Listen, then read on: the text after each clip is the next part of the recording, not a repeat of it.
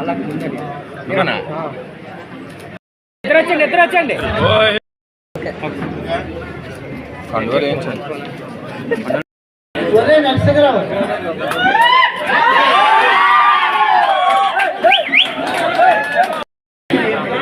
గుప్తా శ్రీను అని ఎలా చూడాలి గుప్తా శ్రీ సాయి కృష్ణ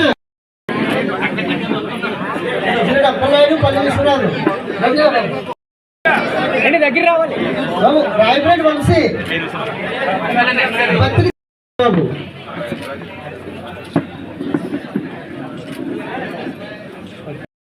అంకరెడ్డి శ్రీను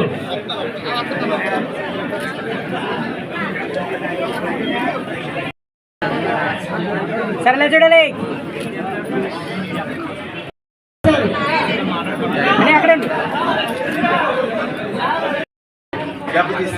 వాస్తవానికి తను చచ్చిపోయేటప్పుడు అబ్బారావు గారు నేను సార్ దృష్టిలో పెట్టాం.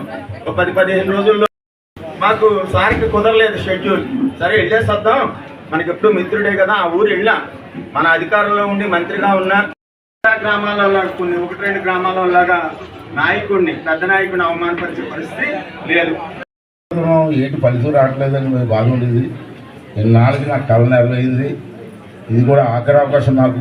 ఎలా తెలుసు, నాకు 67 సంవత్సరాలు వచ్చాయి.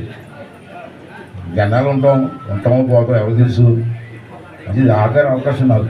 అయితే మీరు అందరూ కలిసి ఈసారి గెలిపిస్తే మళ్ళీ మన ప్రాంతాన్ని అభివృద్ధి చేసుకోవడానికి చక్కటి అవకాశం వస్తుంది. ఉద్దేశంతో మన పెద్దలందరితో మాట్లాడితే అందరూ ఒప్పుకున్నారు. కనీసం ఈ కలయిక నేను ఉన్నా లేకపోయినా ఎప్పుడు ఇలాగే ఉండాలా ఎంపీ పట్టడం అన్నది నేను మనస్ఫూర్తిగా దీంతో మీ సహకరించిన పెద్దలందరికీ, అలాగే దీనికోసం ప్రయత్నం చేసినటువంటి పెద్దలందరికీ కూడా మనస్ఫూర్తిగా ధన్యవాదాలు తెలియజేస్తున్నాను. పట్టడానికి ఏమైనా ద్రోహం చేశానా చెప్పడమ్మా? కాదమ్మా, మీ ఊరికి అన్ని చేసింది నేనే కదా. మరి నాకు ఎందుకు ఓట్లు పట్టలేదు? ఎక్కడ లోపల నాలో లోపం ఉందా, మీలో లోపం ఉందా? ఏం చేయలేదు. బ్రిడ్జీలు కట్టలేదా?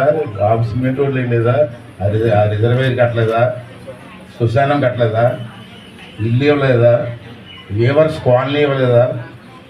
ఇన్ని చేసిన తర్వాత నాకు ఎందుకు ఓటు పట్టలేదు? ఎక్కడో లోపం ఉంది. నాయకత్వ లోపమే, ప్రజల లోపం కాదు. ఎంబీపట్నం ప్రజలు ఎప్పుడు వెళ్ళినా వేలాది మంది వస్తారు చూడాలి. నన్ను కోట్లు మాత్రం పొక్కడం. ఎక్కడ లోపం ఏది? ఆ లోపాన్ని ఇప్పుడు ఆలోచించారా? అంటే అది అందరినీ కలుపుకొని కుటుంబంగా వెళ్ళండి. పార్టీ అధికారులు ఉంటే మీకు అధికారులు ఉంటారు, నేను అధికారులు ఉంటారు. నేను అధికారం లేకపోయినా పార్టీ అధికారులు లేకుండా మీరు రోడ్డు మీద తిరగాలి. మీరు అది గుర్తుంచుకోండి. మంచి కూలోడు కూడా కాదు. పార్టీకి గెలాలి. చంద్రబాబు నాయుడు గెలిస్తే కదా మనందరికీ నీడ ఉంటుంది. ఆ నీడలో కార్యక్రమం చేసుకోవచ్చు మనం.